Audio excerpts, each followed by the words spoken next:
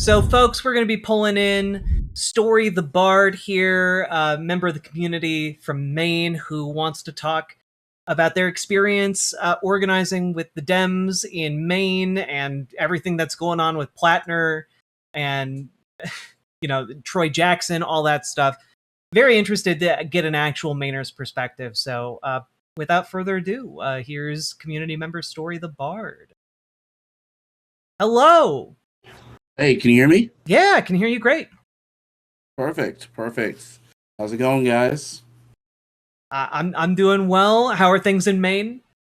Um, I'm doing good. I'm doing good. It's been wild here, very wicked wild in things in Maine. Sure, Well, you guys have been paying attention. yeah, you had a lot you wanted to get off your chest about like Maine and Mainers and Plattner and Troy Jackson. Um, and I'm just curious to hear your thoughts. So, kind of going from like with the whole like Graham Plattner thing, it it it kind of I kind of like how you said it was kind of like Lovecraftian when it came to like Maine, where it's like you're not from these parts, stranger. It really is when it comes to politics. Um, Mainers do not like other people butting into our politics, and it's been that way for a long time. Ever since unions, I mean, I can remember being a kid and being on union picket lines and still being like, and like the one thing they hated was an outsider coming in and being like counter protesting. Like that's the one thing Mainers always hated. And it's when the first stuff came out about Graham Plattner, the reason a lot of people kind of were like, you know, didn't believe any of that stuff is because of that, initial process. And I know that's probably not how politics should be done. Personally, I had my skepticisms about Graham Plattner from the beginning, but as I said, most Mainers don't like other people butting into our politics, especially when you don't live here. Um, it kind of feels like you're just kind of telling us how to live our life. That's just how some Mainers feel, and it's not how most Mainers are, but that's just how some of them feel. Yeah, and there's been a there's been like a scramble since Plattner left the race. And thankfully it doesn't appear like the National Democratic Party has been able to put their thumb on the scale No, from what I can tell. What's your perspective on the ground? I know they you go to meetings and such.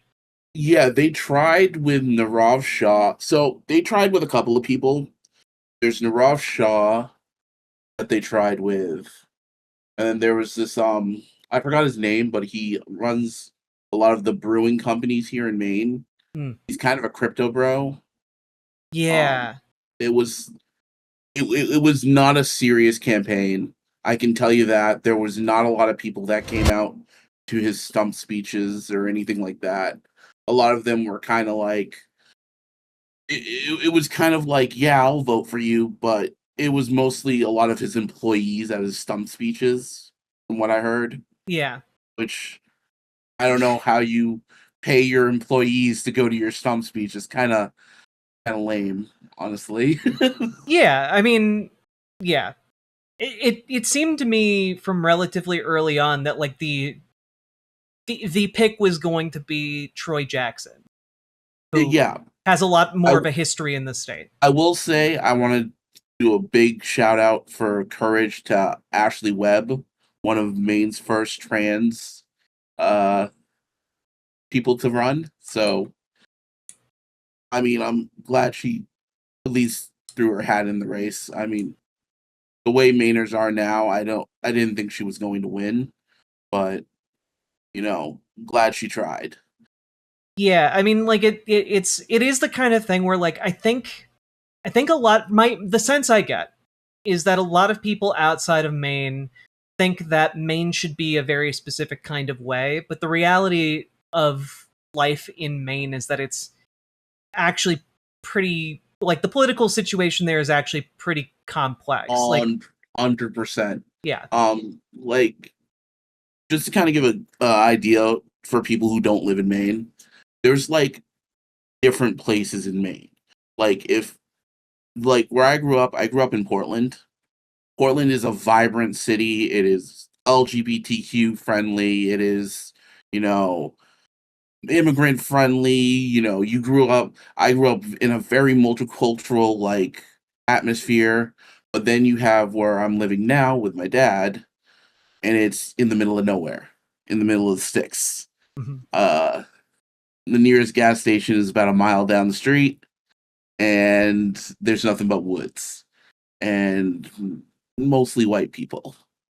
Yeah, and like it's also the kind of place where, like, I think Troy Jackson in particular is an interesting case for this, because he got his start in politics as a Republican, and he, well, even before he was like formally in politics, he led a kind of like blockade to stop Canadian loggers who were being hired, Yes. sort of like scabs, um, to take Maine logger jobs. And That's so, still an ongoing thing. That's still an yeah. ongoing thing with Maine.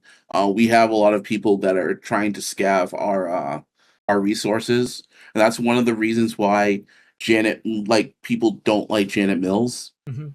is she has been giving a lot of these scavs permissions, especially on native land. It's a lot of like, so one of the most famous things is the natives, all the natives around came down to, have a meeting with her, sit down with her. She famously locked her doors to not meet with them. Poof. And it's one of those things where when people were saying like, "Oh, why aren't people picking Janet Mills? She's the best candidate." I'm like, No, no, she's not. No, she's not. Janet Mills would have probably been, and I hate to say it, Janet Mills would probably have been just a Democratic version of Susan Collins. Yeah, and the other thing is, like, there are complicated labor scenarios playing out across Maine in particular, and my understanding is that, um, once you get out kind of beyond like the big cities, like it's kind of almost like the land of robber barons out there, where like there, Yeah. if you run like the guy you mentioned who like has his employees coming to his rallies, like Hmm. it's some like truly old school like company town level politics. Yeah. Like there's so Lewiston recently, it has been going through a transition of being like broken down, and it's because there's a lot of big companies that have been coming in. We have had a lot of AI companies coming in and basically hollowing out Lewiston. And Lewiston has now had a drug problem. And what these guys do is they'll run for office, and you know, instead of, trying to help the people and be like, listen, this is the reason why, a lot of them will do the blame game of, oh, it's these immigrants that are coming in, and they'll be like, it's these Muslims or Somalis that are coming in to our community, which they have nothing to do about it. Like most Lewiston, I find it funny when Mainers get mad about Somalis, because the Somali community in Maine is pretty much our nursing and medical community. Mhm. Without them, no one would be taking these medical jobs. And Maine is 93% old, like people over 50. So you you Yeah. have you have these people that are ready to retire, and they're like, I hate you. And I'm just like, dude. Yeah, there's no one else taking those jobs. There's a very similar dynamic playing out in Minnesota Yeah. as well, with Somali immigrants as well, and like it's just one of my waking nightmares is one day driving down Lewiston, seeing Nick Shirley walking down my street. oh god. Uh, That's like my waking nightmare. I mean, it's not far off. Like, Oh God. um, but when we're talking about, you mentioned a little bit like the kind of the racial politics of Maine. Can you talk more about that a little bit? Sure, sure, sure.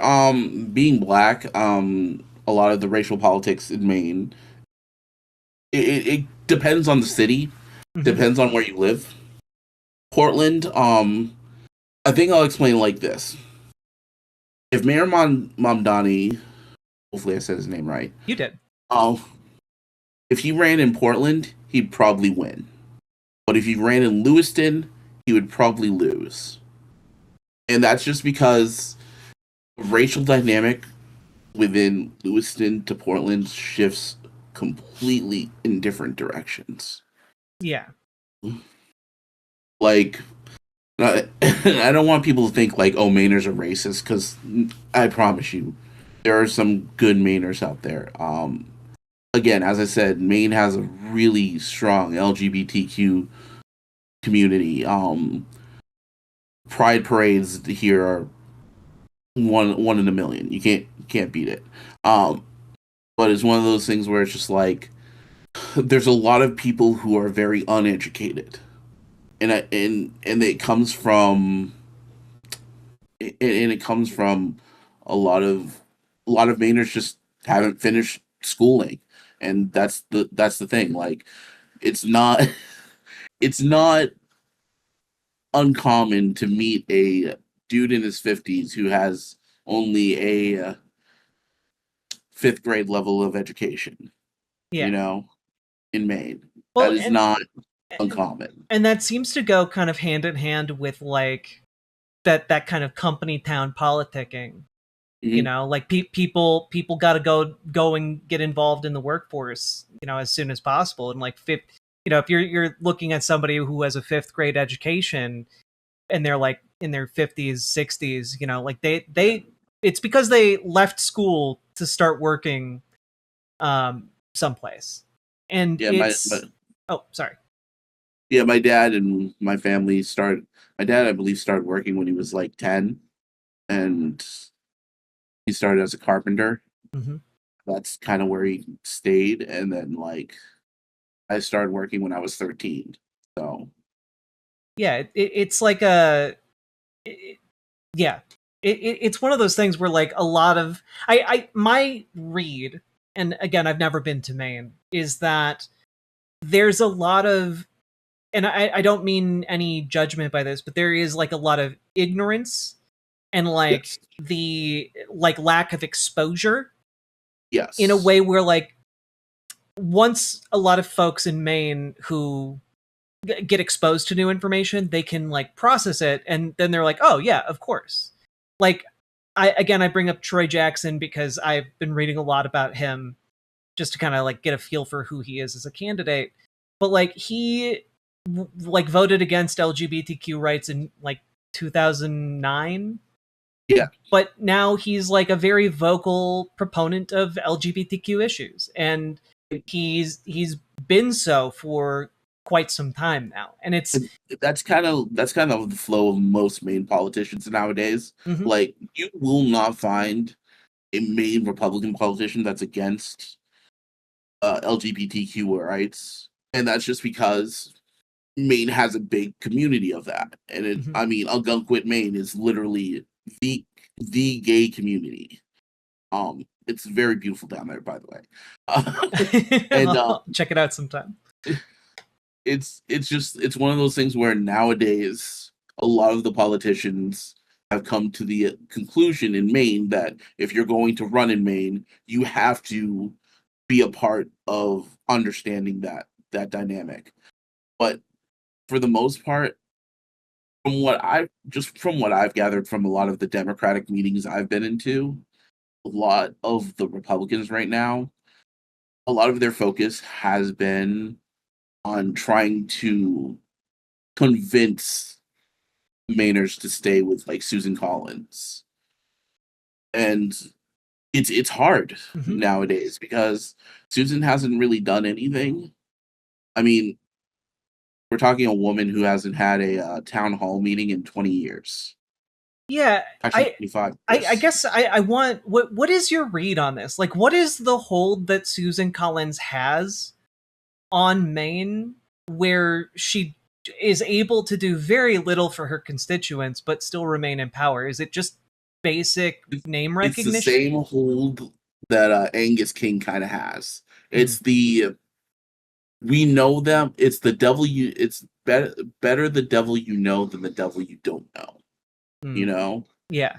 So it's easier for a lot of Mainers to be like, "Ah, I'll just go with Susan Collins. It's whatever, and you know, it's just, and then you're just like you're sitting there, but like, dude, like, but Sarah Gideon, and I'll say this: Sarah Gideon came really close, really, really close. If she just did not agree with a lot of the stuff Biden kept saying, Hmm. she probably would have won. Yeah, And if it's she had like just kind of blazed a difference of yeah, my if she phrasing is kept wrong, yeah, but yeah, if she yes, kept saying like if she separated herself from Biden, she would have won. yeah. And I remember because that was the year I actually joined the Democratic Party, Hmm. and I remember being so frustrated about that because it was like it was one thing that we could have won that and we could have gotten Susan Collins out earlier, but now we're here and we have another chance to get her out.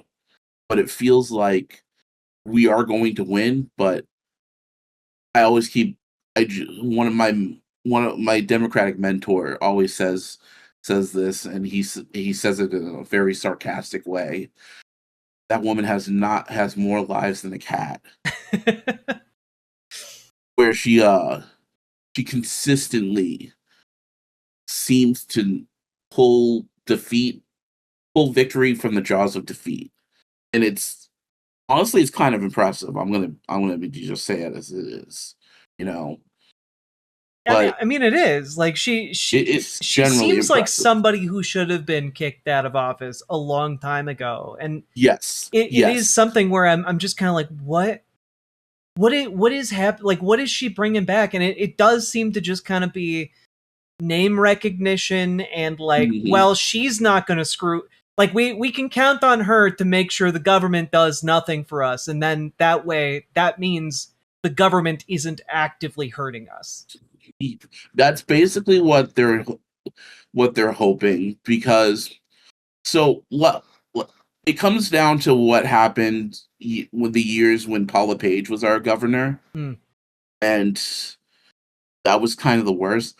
He enforced a kind of almost like a broken windows policy when it came to like drugs. Hmm. Because Maine still has a very very potent drug problem. We have probably some of the highest overdoses per state. Um, one of the things he used to do, but he never did it to like white communities. It Hmm. was always towards the black communities, Of course. which wasn't the problem.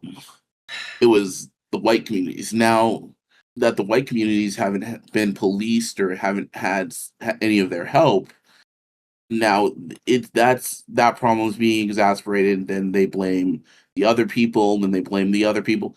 So Susan Collins kind of I think she leveraged the hate that they had for Governor LePage because I remember during her first debate with Sarah Gideon, she kept bringing up the failures of Paula Page, which again, that is probably why she won, Yeah. is because Paula Page back then was still unliked. He's still very much unliked.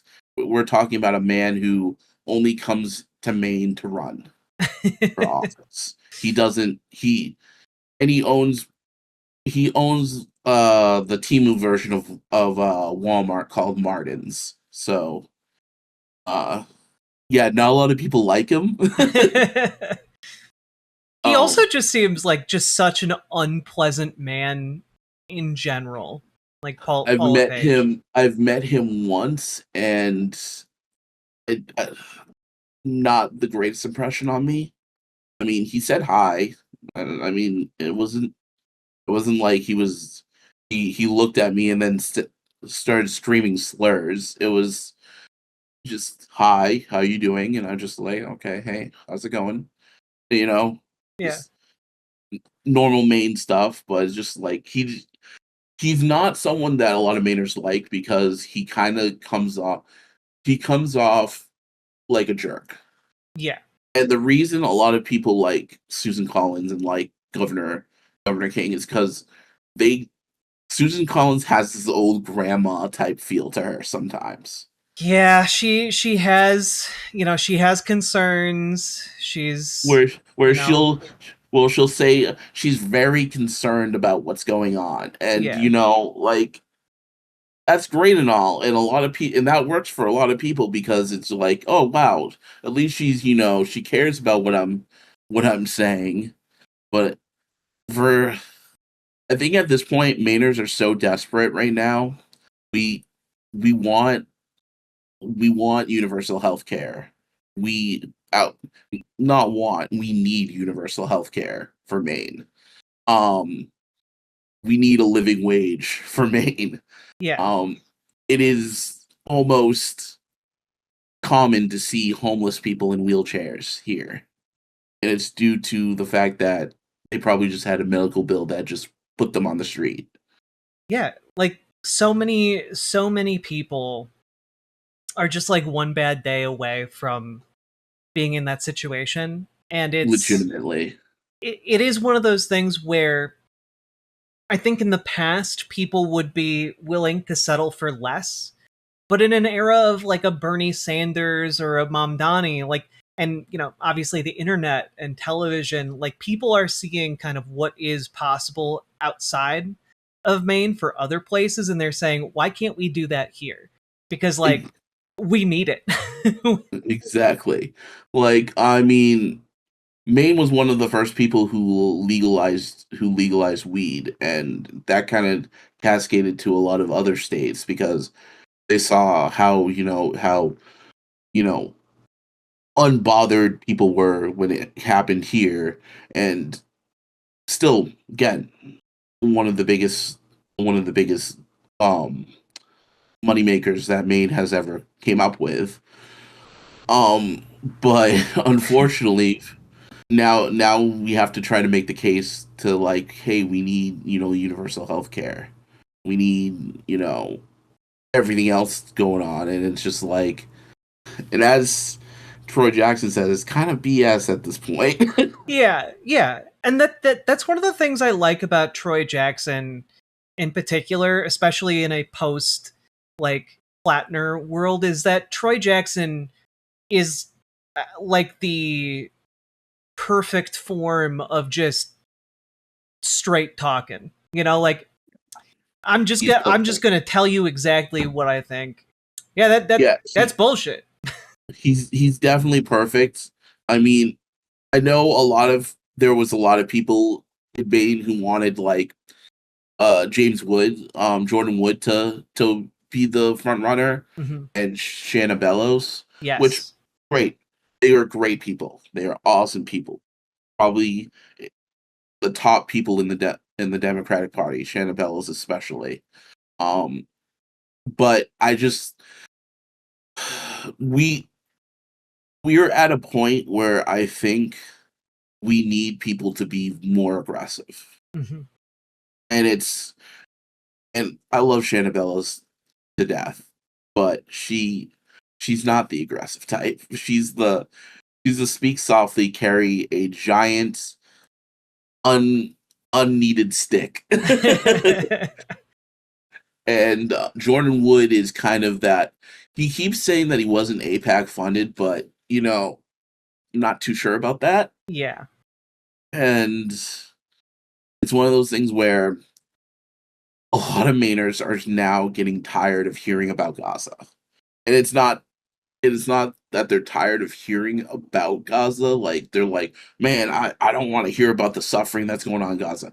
They're tired of seeing constant death, constant struggle, constant war, you know, and like, oh, we're going to finally have a, peace treaty, and then Israel just bombed Lebanon Yep. and started another war. That's what's getting on Maynard's nerves, and you'll hear it in like diners all the time where Mainers are just like, man, if we just stopped, like one of the biggest things is, hey, if we just stopped listening to Israel, we would be so much better off. Mm-hmm. You know? It's one of those things where it's absolutely infuriating, and I know that this is the case here in Minnesota, and I am kind of making an assumption that it's similar in Maine, but Yeah.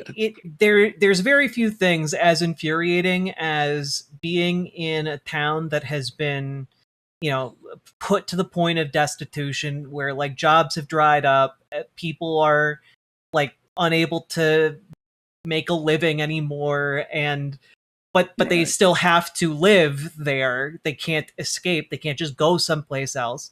And then you see on the news, oh, Congress is debating whether or not to spend $100 billion more on the Iran war, and it's just like, what? But like, we don't even need to be there. Like Yeah. we you can spend $100 billion at the drop of a hat on Completely this, unnecessary. but Completely unnecessary. you can't send, like, I don't know, a couple billion of that dollars to Maine, to Minnesota. Like Yeah. it's infuriating to a lot of folks. Yeah, you'll I mean, my grandpa will be yelling at the TV sometime and be like, "Hey, they need to give us our money back," and all that type of stuff. It's just like it's ridiculous stuff that like that where it's just like I I understand how a lot of people will look at Maine and look at and see a bunch of people who don't understand what's going on. But Maine is probably one of the most understanding of what's going on because a lot of the stuff that happens on the outside affects us to the extreme on the inside. Like I drive a Jeep, so Mhm. it's not a gas guzzler, but still I have to pay a lot of money to fill up my Jeep. And I love my Jeep, but still I have to pay drop like $60 each week to, keep it filled. Yeah, and it's getting It's one of worse. those, and it's getting worse, and it's getting to the point where now I'm having to look at jobs closer to me. God, I'm sorry. It's fine. It's one of those things where I saw it coming. Um, I I saw especially when Trump was talking about, oh well, we don't know if we're going to ever stop bombing them, and I'm just like, oh god. God, yeah. And I do want to just kind of circle back, because you talked about Troy Jackson kind of being more aggressive, Mm, and I think that might take some folks a little bit aback when they go off of like the clips that circulate in the media outside of Maine, because Troy yeah, Jackson comes across as like a very mild mannered, uh, almost like farmer type. At least in the Midwest, he'd be read as like a farmer type. I'm sure in Maine he'd be read he'd be as, your average logger, yeah, or average lobsterman. yeah, and like what struck me is that when I listen to him talk and watch him talk, he has a very moderated voice and way of delivery, but in my experience with folks in the Midwest, and I guess this extends to Maine, that it's a very simmering anger. Yeah, it is like when ICE shot those two people and Troy Jackson did make a couple of those speeches, like you couldn't hear it in his voice. He was upset, but you could see it. Hmm. You could see it. It's with Mainers. We'll never. if we don't like you, we'll never like tell you to your face we don't like you. You'll Yeah. just get the vibe that we don't like you. You know? We don't like your kind here, but we're not going to say that to your face. Like you'll get short answers. Like if like say like if I don't like someone, I'll start doing the normal Mainer, yeah. You know? Yeah, just the exactly. just the short answers. But that's kind of how a lot of Mainers are, where it's just like if we don't like you, we're not gonna sit there and be like, hey, I don't like you, buddy. We're just gonna, listen to what you have to say and then hope you go away. You know? Yeah. Well, I don't want to take up too much of your time, but what do you want people outside of Maine to know about Mainers and about this race that has gone so strangely? What do you want people to know? I just want people to take a moment and to actually, dive into some Maine politics, you know, and kind of try to understand where Mainers are coming from. Because it's not that hard to understand where like people who liked Graham Plattner, who liked Troy Jackson, it's not hard to understand why they like them. But the people who seemingly, a lot of the liberal people who are like outside of the politics are doing this whole like hyper analyzation of like, oh, it's got to be, this reason or this reason. No, just look at the politics, and generally it's just because a lot of Mainers are just tired of Susan Collins. Yeah. It's just that. Yeah, and they're tired of Susan Collins, and there are a couple people willing to throw their hat in the ring where they believe they might actually make things better. Yeah, it's one of those things where it's just like at this point, we just want Susan Collins out. She's been here. She's been our senator since I was in kindergarten, Wow. and and yet she's never had a town hall till since then. So it's one of those things where she's not representing us anymore. Yeah. Well, thank you so much, Story the Bard, for your time. Very much Thank appreciate you. talking with you. And you keep on doing the good work in Maine, okay? All right, I'm gonna hang out in the chat. All right. Thank you so much. That that was a great conversation. Um, really appreciated it. Thank you so much to Story for their time and their insight, because I do think that it's really important to get insight, especially like being from Minnesota. I feel like, despite the fact that I haven't spent a whole lot of time in Iowa, I've spent a lot of time in that type of community here in Minnesota. And I think a lot of folks don't quite understand how things are done in Maine. And so I really appreciate the insight and talking with folks about what it's like there. Why is it like this? So anyway, folks, if you got anything out of that, hit the like button, hit the subscribe button, hit the follow button, and leave a comment. Leave a comment. Let me know what you think about Maine politics, Troy Jackson, Narav Shah, uh, Graham Plattner. Like, go for it. And also, get involved in your local Dems and your local DSA, folks.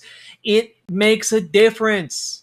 When you get involved on the local level, you can make colossal changes that can help both yourself, your community, your friends, your loved ones. It is vitally important. And especially when we are in a position of economic disadvantage, getting involved in politics is a way to even the odds. So, get involved with your local Dems, get involved with your local DSA. If you don't know where to start, we can help you. Join our Discord, reach out to Dragonfly for help with your local Dems, reach out to GamerG for help with your local DSA. We'll help you get to your first meeting. We'll do what we can to help you get involved. because it is vitally important that as many of us as possible get involved in this fight, because no one's coming to save us. The only people coming to save us are us. And we can't sit around anymore and wait for things to just get better on their own. They're not gonna unless we make them get better. So, all that being said, last but not least, check out ImogeneOlivia.com. Gender euphoric lingerie designed from the ground up for trans femmes, tested with cis men, cis women, non-binary folks, trans men. It is comfortable, sexy, non-tucking lingerie. And you can check it out over on ImogeneOlivia.com. We just got a full restock, 2 new sizes, a new color. Go check it out. Link down in the doobly-doo. Let's keep on going.